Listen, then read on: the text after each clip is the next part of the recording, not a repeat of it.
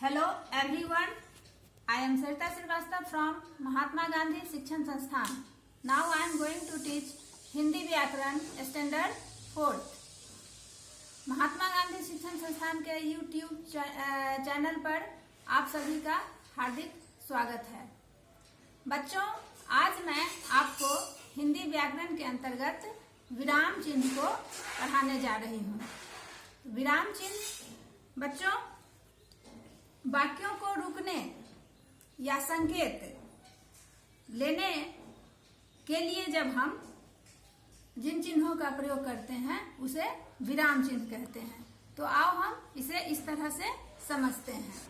विराम चिन्ह लिखते समय रुकने या विराम लेने के लिए हम जिन चिन्हों का प्रयोग करते हैं उन्हें विराम चिन्ह कहते हैं. बच्चों, लिखते समय रुकने या विराम लेने के लिए हम जिन चिन्हों का प्रयोग करते हैं उन्हें विराम चिन्ह कहते हैं. अब कुछ प्रमुख विराम चिन्ह होते हैं. तो ये आप देखिए, पहला है पूर्ण विराम. अब पूर्ण विराम के लिए हम किस तरह के संकेत का प्रयोग करते हैं? इस तरह से एक खड़ी लाइन रहती है, इस तरह का प्रयोग करते हैं पूर्ण विराम के लिए. तो पूर्ण विराम हम वाक्य का जब अंत होता है लिखने का, कि इसे वाक्य के पूर्ण या समाप्त होने के अंत में लगाया जाता है. बच्चों, तो ये जैसे यहाँ पर लिखे कि बच्चे खेल रहे हैं, तो यह वाक्य हमारा पूर्ण हो गया, इसलिए यहाँ पर हमने ये चिन्ह लगा दिया, विराम चिन्ह हो गया. अब दूसरा है बच्चों अल्प विराम. अल्प विराम के लिए इस तरह का चिन्ह का प्रयोग किया जाता है. अल्प विराम के लिए इस तरह के चिन्हों का प्रयोग किया जाता है. बच्चों, जैसे अब इस चिन्हों का प्रयोग कहाँ लगाएंगे? कि इसे वाक्य के बीच में थोड़ा रुकने का संकेत देने के लिए लगाया जाता है. जैसे दो या दो से अधिक कोई शब्द है, उसको लिखना है हमें, तो उसके लिए हम इन विराम अल्प विराम चिन्हों का हम प्रयोग करते हैं. जैसे यहाँ वाक्य में एक देखो कि मीरा, और यहाँ पर अल्प विराम है गीता, अल्प विराम है शबनम, और कंचन सहेलियां हैं. अब यहाँ पर 3-4 नाम आए थे एक साथ, 3 नाम एक साथ आए थे, तो इन 3 नामों के बीच में हमने यहाँ पर ये अल्प विराम का प्रयोग किया गया है. यानी कि इनको थोड़ा अलग करने के लिए एक साथ हम नहीं बोल सकते हैं गीता मीरा, मीरा गीता शबनम और कंचन सहेलियां, ऐसे नहीं. हम क्या बोलेंगे? मीरा, गीता, शबनम और कंचन सहेलियां हैं. तो हमें वाक्य के बीच में थोड़ा रुकने के लिए जो संकेत देने के लिए लगाया जाता है उन्हीं चिन्हों को हम अल्प विराम कहते हैं. अब है प्रश्नवाचक चिन्ह. प्रश्नवाचक चिन्ह के लिए इस तरह का सिंबल, इस तरह का संकेत लिखते हैं. अब इसका प्रयोग प्रश्न के अंत में, जब कोई प्रश्न पूछा जाता है तो उसके अंत में हम इन चिन्हों का प्रयोग जब करते हैं तो पता चलता है कि ये मेरा वाक्य जो ये प्रश्न किया जा रहा है, कि इसे प्रश्न करते समय वाक्य के अंत में लगाते हैं. जैसे यहाँ देखो कि तुम्हारा नाम क्या है. अब यहाँ पर हम ये प्रश्नवाचक चिन्ह लगा दिए, तो ये प्रश्न पूछा गया है, इसलिए यहाँ पर इस प्रश्नवाचक चिन्ह का प्रयोग किया गया है. अब है चौथा विस्मयादि बोधक चिन्ह.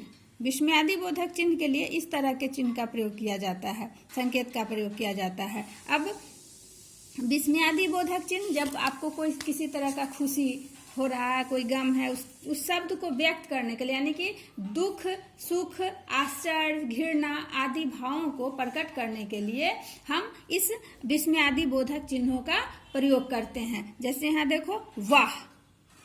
अब यहाँ पर विस्मयादि बोधक चिन्ह का प्रयोग किया गया है, तो वाह कितना सुंदर पक्षी है. तो हम यहाँ पर हमें क्या है? इस वाक्य में खुशी जाहिर की जा रही है, खुशी को प्रकट किया जा रहा है, इसलिए यहाँ पर इस चिन्ह का हम प्रयोग किए, विस्मयादि बोधक चिन्हों का प्रयोग किए. तो विस्मयादि बोधक चिन्हों का प्रयोग हमेशा दुख, सुख, आश्चर्य, घृणा इत्यादि के लिए प्रयोग किया जाता है. अब है बच्चों योजक चिन्ह. योजक चिन्ह के लिए इस तरह का सिंबल, इस तरह के संकेत का हम इस्तेमाल करते हैं.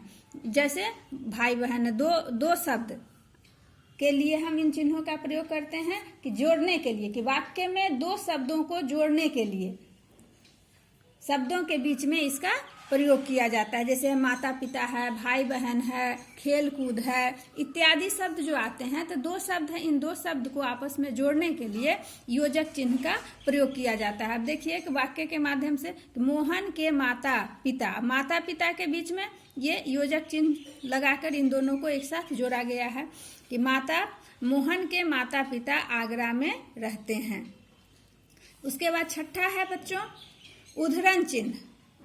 उद्धरण चिन्ह दो तरह के होते हैं बच्चों, ये इसको कहते हैं दोहरे उद्धरण चिन्ह और इस तरह के संकेत को कहते हैं इकहरे उद्धरण चिन्ह। इसका प्रयोग बच्चों इस उद्धरण चिन्ह दोहरे उद्धरण चिन्ह का प्रयोग कोई महत्वपूर्ण कहावत हो, कथन हो इत्यादि के लिए इन दोहरे उद्धरण चिन्ह का प्रयोग किया जाता है।